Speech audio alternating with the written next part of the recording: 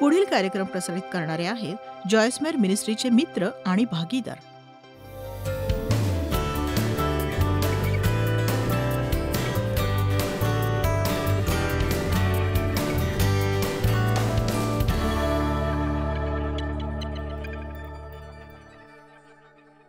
तर मी आत्म्याच्या फळाविषयी शिकवते. प्रीती, आनंद, शांती, संयम, दया, चांगुलपणा, विश्वासूपणा, सौम्यता आणि इंद्रिय दमन. आज मी दयाळूपणा आणि चांगुलपणावर शिकवण देणार आहे. दयाळूपणा आणि चांगुलपणा या दोघात फरक काय? मला तर समानच वाटतात ते. खरं तर दयाळूपणा आपण ज्यासोबत जगतो ती प्रवृत्ती आहे आणि चांगुलपणा आपण जे जे करतो त्याच्याशी संबंधित आहे. आणि मला वाटतं की अशा प्रकारच्याच प्रवृत्तीमुळे जे आपल्यात असते त्यामुळे आपण अशी छान व्यक्ती आहोत आणि सौम्य चांगल्या प्रवृत्तीची व्यक्ती. आणि म्हणूनच दया करणं हे स्वाभाविक आहे. पण मला असं वाटतं की जगातले सगळेच लोक असे नसतात. पण उत्तम बातमी अशी आहे की आपण बदलू शकतो. लक्षात घ्या, आपण बदलू शकतो. बघा, केवळ बदलायचा प्रयत्न केला म्हणून मी बदलत नाही, तर मी बदलते कारण परमेश्वराने मला सक्षम केलंय माझ्या नव्या जन्माने माझ्यातल्या आतल्या माणसाला एक असं बीज जे या सर्वोत्तम अशा फळाचं आहे. आता जर तुमच्याकडे बीज असेल तर ते पीक देणारच आहे, पण ते तुम्ही पेरायला हवं, त्याला पाणी घालायला हवं, त्याच्या भोवतीची तणं काढायला हवीत, त्याकडे लक्ष द्यायला हवं. प्रत्येक वेळी आत्म्याच्या फळात वाटचाल करण्याची संधी मिळाली आणि तसं तुम्ही केलंत, त्याबाबतीत तुम्ही अधिक सामर्थ्यवान होत जाता आणि पुढच्या वेळी तुम्ही ते अगदी सहज करू शकता. परमेश्वरासोबत वाटचाल करत असताना त्याने मला बरंच बदललंय आणि खरं सांगते की मी होते तशी व्यक्ती आता मी मुळीच नाहीये. आणि मला माहिती आहे की तुमच्यापैकी कित्येकांना असाच अनुभव आला असेल. किती जण म्हणू शकता देवाने तुमच्यात परिवर्तन घडवलंय? पूर्वीपेक्षा तुम्ही खरंच खूप सुधारलायत, नाही का? आमेन. किती जणांना लोकांसाठी काही करायला आवडतं आणि आणि बघा, हे म्हणणं किती छान बाब आहे की तुम्ही कसे होता त्याची आठवण करणं. एका मिनिटासाठी आपण जरा आठवूया ते. कसं तुम्हाला प्रामाणिकपणे इतरांसाठी काही करायला खरोखर आवडतं, खरंच आवडतं, मनापासून आवडतं. आणि गलातिकरास अध्याय 5 वचन 22. आत्म्याच्या प्रभावाने होणारी फलप्राप्ती प्रीती, आनंद, शांती, सहनशीलता, ममता, चांगुलपणा, विश्वासूपणा, सौम्यता, इंद्रिय दमन ही आहे. अशा विरुद्ध म्हणजे तुम्ही सातत्याने वाटचाल करायला हवी. अशा विरुद्ध नियमशास्त्र नाही. अशा विरुद्ध नियमशास्त्र नाही. चांगुलपणा, विश्वासूपणा, सौम्यता, इंद्रिय दमन ही आहे. अशा विरुद्ध नियमशास्त्र नाही. अशा विरुद्ध नियमशास्त्र नाही. तुम्ही सातत्याने यात वाटचाल केली तर सैतानालाही तुमच्यात दोष काढायला त्रास होईल. फक्त तुम्ही सातत्याने यात वाटचाल करायलाच हवी.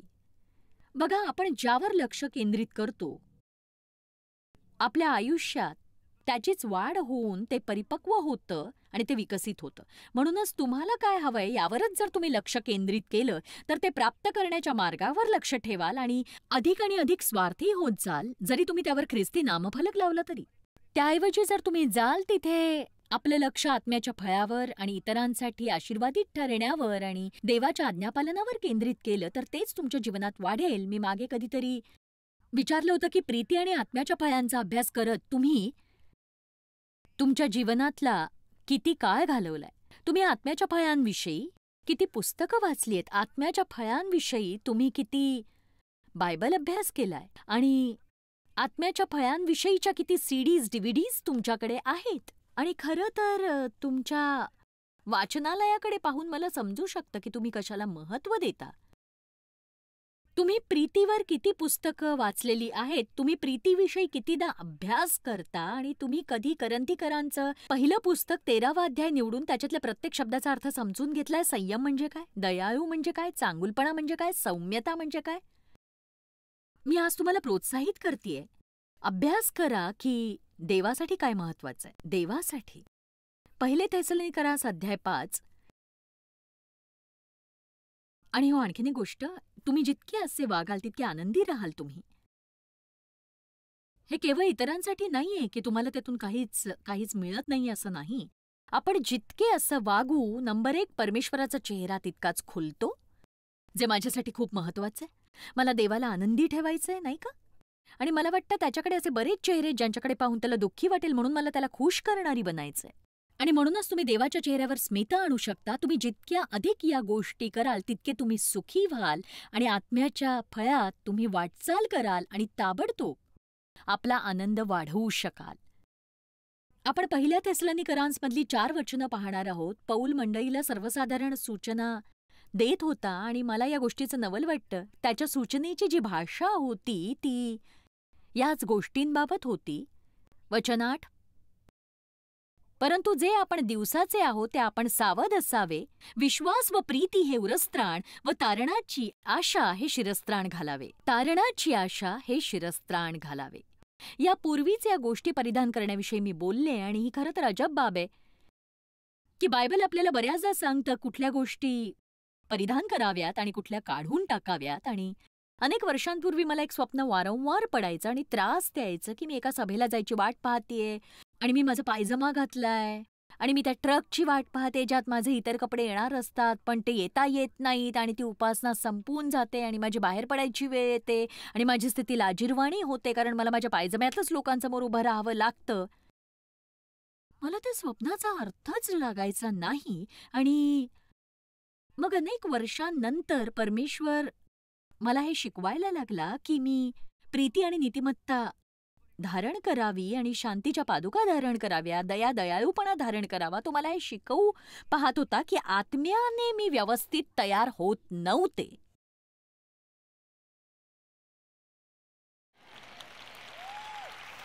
आता बघा,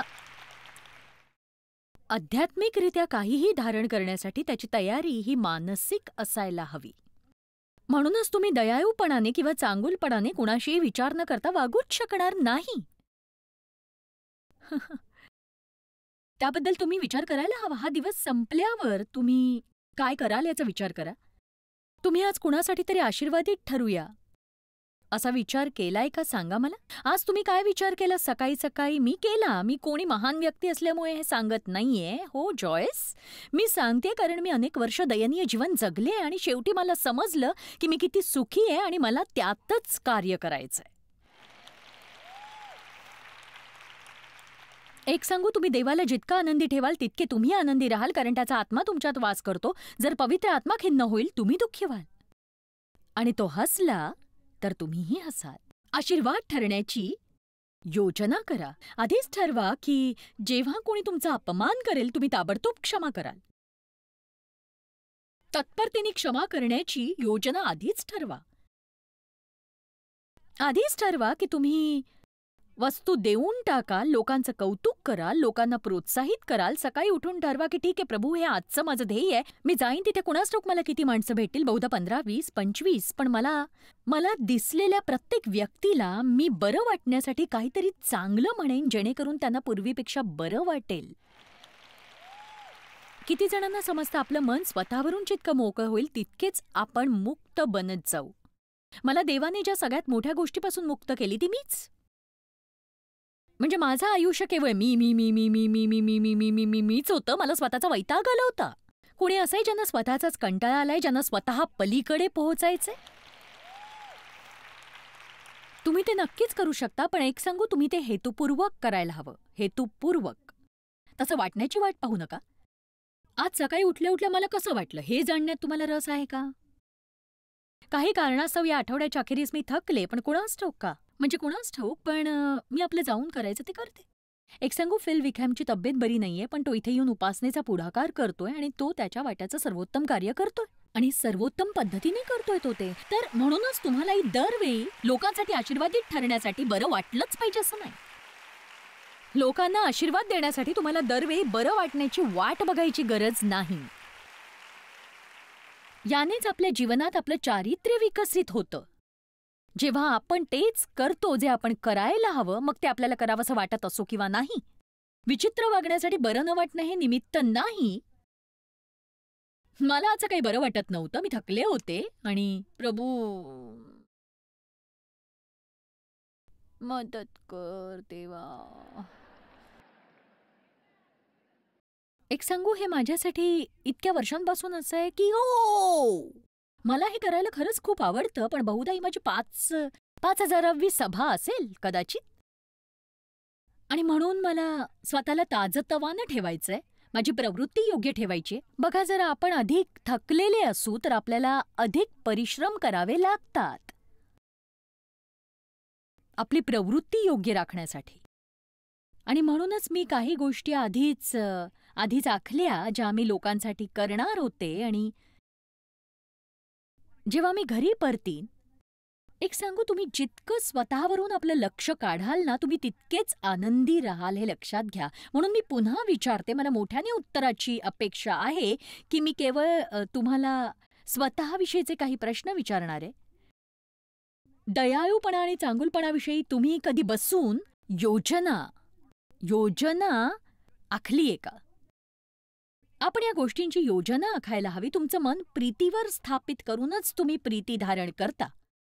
कुणाशी तरी चांगलं वागण्याचं ठरवूनच तुम्ही चांगुलपणा धारण करत असता. आणि म्हणूनच तुम्ही आधीच ठरवून दयाळूपणा धारण करता. आणि लोक तुमच्या अपेक्षेप्रमाणे गोष्टी करत नाहीत. आणि बघा, मी त्यांच्यावर दबाव देणार नाही, पण मी केवळ असं म्हणेन की हरकत नाही.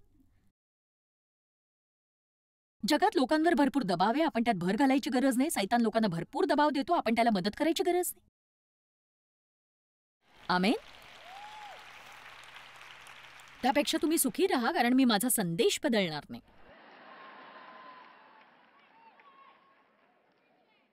प्रीती धारण करा. वचन 13.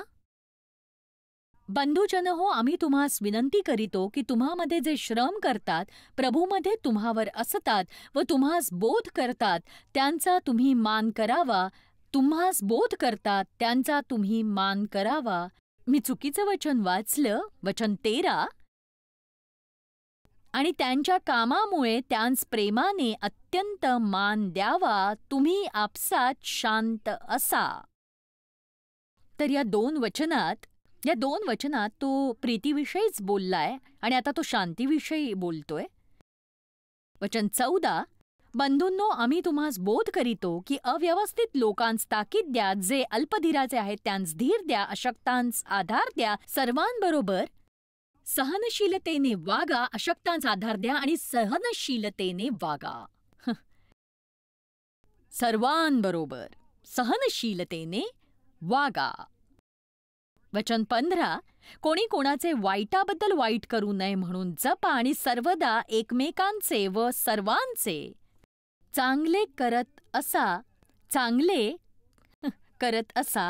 सर्वांचे. या पहिल्या थेसलोनिकरांस पत्र 5 मध्ये साध्या सूचना आहेत. जणू पौल लोकांसोबत बसून म्हणाला की बघा, मला इच्छा आहे की तुमचं जीवन सर्वोत्तम असावं.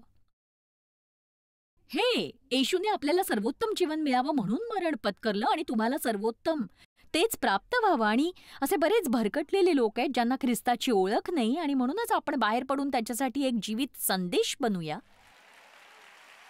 आपण सतत शिकवण देत राहू, पण गरज असल्यासच शब्दांचा वापर करू. आपण आपल्या प्रवृत्तीची आणि कृतीची शिकवण बनवूया. तुम्ही शब्दांसोबत वाद घालू शकता, पण तुम्ही सातत्याने कृतीसोबत वाद घालू शकत नाही.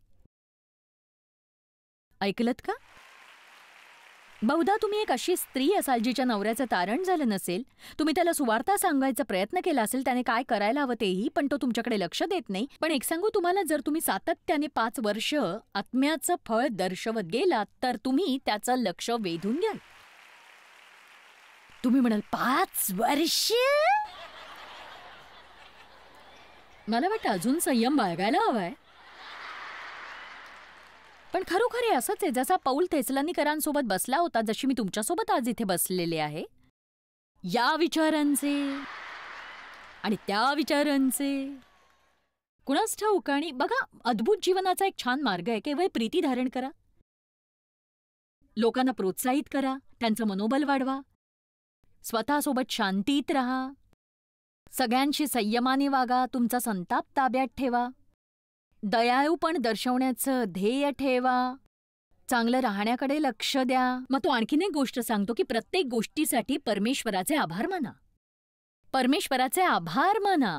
सर्व स्थितीत उपकार स्तुती करा, कारण तुम्हाविषयी ख्रिस्त येशूमध्ये देवाची इच्छा हीच आहे. 1 थेसलोनिकरांस 5:18. एक सांगू तुम्हाला तुमची वाटणारी समस्या ही काही जगातली सगळ्यात विचित्र आणि भयानक अशी गोष्ट नव्हे. तुमची समस्या ही बहुधा तुमची समस्या नसेलही.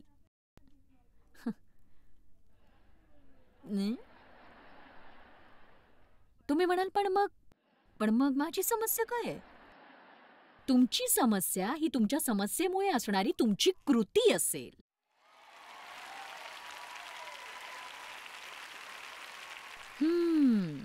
लक्षात ठेवा, मी आज जरा थकले म्हणून हे सोपं करायला मला मदत करा. दया ही दयाळूपणा ही दया आहे. आणि बघा, आपल्याला दया आवडते. दया किती अद्भुत आहे. आणि आपण चुका करू शकतो, पण परमेश्वर आपल्याला क्षमा करतो. तो आपल्याला त्याच्या जीवनातून दुरावत नाही, कारण आपण त्याच्या इच्छेप्रमाणे वागलो नाही म्हणून. आणि त्याची दया ही दररोज नवीन असते, प्रत्येक प्रहरी. आणि मला वाटतं की तो दररोज नवा जमाव जोडतो, कारण मी कालचा वापरलेला असतो. म्हणून काही जणांनी उठण्याची गरज आहे. सकाळी उठून परमेश्वरासोबत वेळ घालवणं महत्वाचं आहे. मला नाही आवडत सकाळी लवकर उठायला. पण मग तुम्हाला तुमचा दिवस संपूर्णतः भयंकर, भयानक, दयनीय असा हवाय का? तुमच्या दिवसाची सुरुवात करायला तुम्हाला काहीतरी हवंय ना? पण मग तुम्हाला ही वेळ जुळवणं जमत नसेल, तर जास्त वेळ जमत नसेल, तर 5 किंवा 3 मिनिटं काढा. माहीत नाही, पण स्वतःला बाथरूममध्ये कोंडून 5 मिनिटं प्रार्थना करा. इतकंच, देवा मला मदत कर, मला प्रीती धारण करायची. मला आज घराबाहेर पडून लोकांना योग्य वागणूक द्यायची आहे. मला माझ्या समस्या आहेत ज्याने मी चिडचिडी होते, आणि तो मला इतरांवर काढू देऊ नकोस. बाहेर पडून योग्य पद्धतीने वागण्याचा निर्णय घ्या. किती जणांना हा सामान्य ज्ञानाचा सल्ला वाटतो? सांगा मला. पण आपण बहुतेकदा काय करतो माहितीये? आपण आपल्या भावनांप्रमाणे वागतो. माझ्यावर खूप ताण आहे, मला नाही करावंसं वाटत असं. काय सांगू आता तुम्हाला मी? किती अडचणी आहेत मला, काय सांगणार तुम्हाला? सगळ्यांना अडचणी असतात. अडचणींशिवाय माणूसच नाही, सगळ्यांनाच अडचणी असतात. आणि तुमची अडचण काहीही असली तरी या ठिकाणी तुमच्यापेक्षा अधिक अडचणीत असलेला कोणीतरी असेलच ना कोणी. बघा, दया फार अद्भुत अशी गोष्ट आहे. चला मत्तय 11:28 पाहू. मी केवळ चांगलं होण्यासाठी तुम्हाला प्रोत्साहित करते. मी तुम्हाला सांगू शकते, अहो, मी खरंच इतकी कुचकी ख्रिस्ती होते. निदान मी कबूल तरी करते.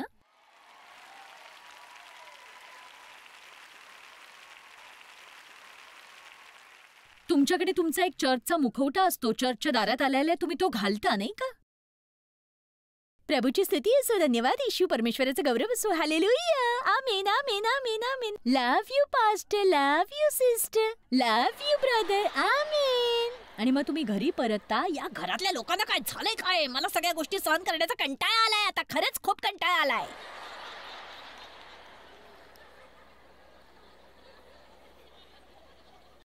मला आठवतं, मी चर्चमध्ये देवच्या शेजारी हात उंचावून गाणी गात होते आणि डोक्यात विचार होते, याला जर वाटत असेल ना मी याच्यासाठी घरी जाऊन स्वयंपाक करणार आहे, तर याची काही खैर नाही आता.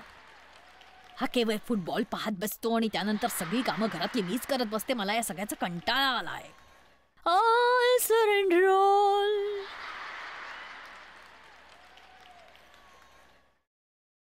काय ओळखीचं वाटतंय ना हे सगळं?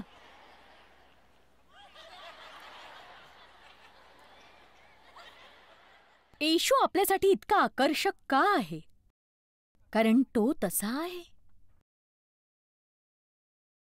जर तो आपल्या उदाहरणाद्वारे आपला वापर जगात त्याचं प्रतिनिधित्व करण्यासाठी करतो आहे, तर आपणही तसंच असायला हवं, नाही का?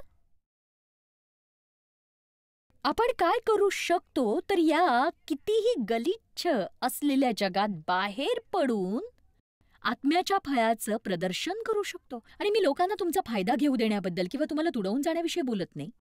मी परमेश्वरासारखं वागण्याविषयी बोलतीये. येशू लोकांना जे सांगायला हवं ते सांगत असे. तो लोकांशी स्पष्टपणे बोलत असे, पण तो त्यांना आपल्या आयुष्यातून बाहेर ठेवत नसे. आणि याचा मी आज सकाळी विचार करत होते की लोकांना शिक्षा देण्याचा एक प्रकार आपण करतो जी क्षमा करणं नाहीये. आपण भिंती भिंती बांधून त्यांना आपल्या आयुष्यातून बाहेर ठेवतो जेव्हा ते आपल्या इच्छेनुसार वागत नाहीत. एक सांगू, तुम्ही एखाद्या व्यक्तीच्या अगदी शेजारी उभं राहूनही त्यांना आपल्या आयुष्यातनं बाहेर ठेवूच शकता.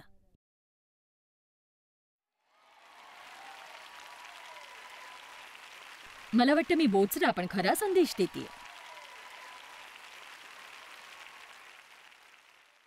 मी तुला पुन्हा स्वीकारणार नाही. तू पुन्हा मला दुखवायचं नाहीयेस.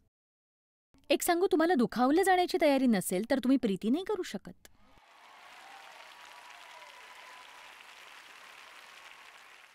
तुम्ही जर इतरांना बाहेर ठेवाल तर स्वतःलाच कैदेत ठेवाल. नक्कीच.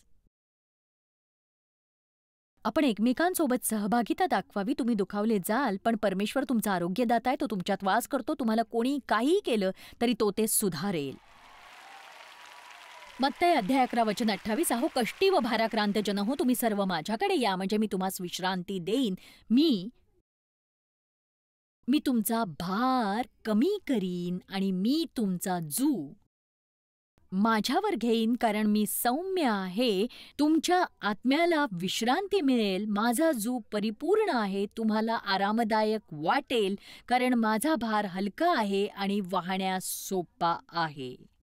मी जो मनाचा सौम्य व लीन आहे, त्या माझे जू आपणावर घ्या व माझ्यापासून शिका. तुमच्या जीवास विसावा मिळेल, कारण माझे जू सोयीचे व माझे ओझे हलके आहे. आता यातून मला काय समजतं माहिती?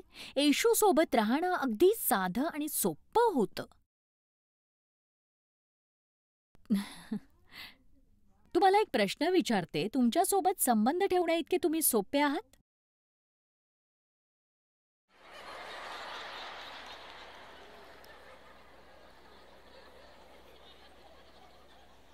शांतपणे विचार करा जरा यावर. खरंच तुमच्यासोबत राहणं सोपं आहे का? तुम्हाला आनंदी ठेवण्यासाठी काय करावं लागेल? सुखी ठेवण्यासाठी काय करावं लागेल? एखाद्या व्यक्तीला किती योग्य गोष्टी लागतील जेणेकरून तुम्ही त्यांच्या चुका दुर्लक्षित करू शकाल?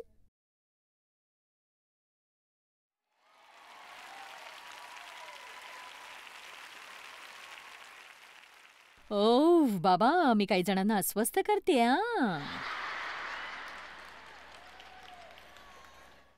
अगदी असं की जणू थांबा, आपल्याकडे अजून अर्धा तास आहे. देव सोबत राहणं खरंच सोपं होतं, पण सांगताना खरंच वाईट वाटतं की माझ्यासोबत राहणं हे अनेक वर्ष फारच अवघड होतं. अन्याय. कारण माहितीये? कारण मी स्वतःसोबतच आनंदी नव्हते.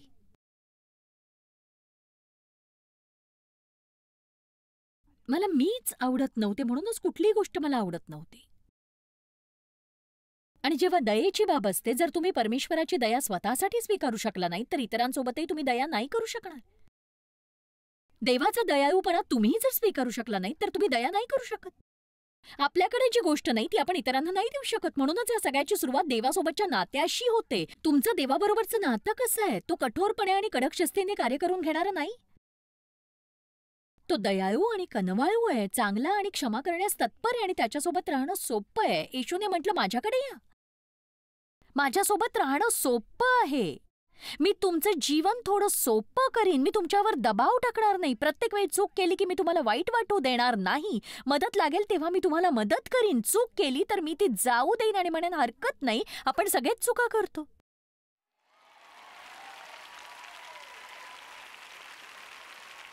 पण तुम्ही म्हणाल, पण जॉयस असं वागलं तर लोक आपल्याला तुडवून जातील, त्याचं काय? पण वेळ येते तेव्हा तुम्ही लोकांचा विरोध करायला हवा. म्हणजे माझा एखादा कर्मचारी जर कामावर सातत्याने उशिरा येत असेल, तुम्ही रोज म्हणता कामा नये, हरकत नाही, ताण घेऊ नको. कधीतरी म्हणणारच ना तुम्ही, पुन्हा उशीर झाला तर तुला नोकरी गमवावी लागेल. पण त्यातही मी त्यांचाच फायदा पाहतेय. आणि मी अशा परिस्थितीविषयी बोलतेय की जेव्हा लोक खरंच खूप गोंधळ घालतात. एक सांगू, आपण सगळेच चुका करतो आणि यात कुणाचीच चूक नाही. एखाद्या दिवशी एखादा पुरुष आपल्या स्त्रीच्या इच्छेप्रमाणे वागू शकला नाही तर. कारण खरं सांगू का, तुम्ही स्त्री असाल तर तुम्हाला माहिती आहे तुमच्या गरजा रोज बदलतात.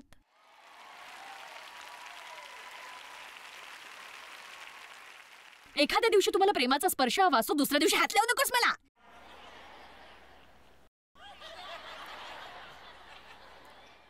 दूर राहा माझ्यापासून.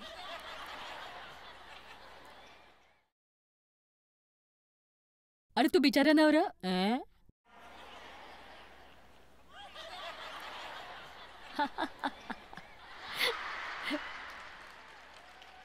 अच्छा स्त्रियांनो, माझ्याकडे पहा. क्षणभराकरता मला तुमचं लक्ष वेधायचंय. तुम्हाला असं काही सांगायचंय जे तुम्ही ऐकलं तर तुम्हाला त्याचा फायदा होईल. तुमचं लग्न झालं असेल तर तुम्हाला सुखी ठेवण्याचं काम तुमच्या नवऱ्याला देणं बंद करून टाका लगेच.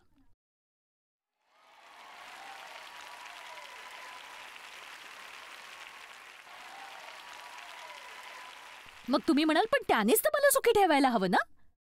काय करायचं ते मीच सांगते. तिथून सुरुवात करू नका. त्याला सुखी ठेवण्यासाठी तुम्हाला जमेल ते तुम्ही करायला लागा.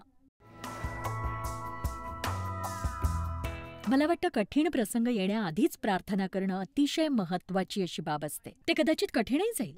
रोज प्रार्थना का करू नये की देवा आज दया करण्यास आणि मला दुखावेल त्या व्यक्तीला क्षमा करण्यास मला मदत कर. आपलं जीवन आत्म्याच्या फळात जगूया आपण.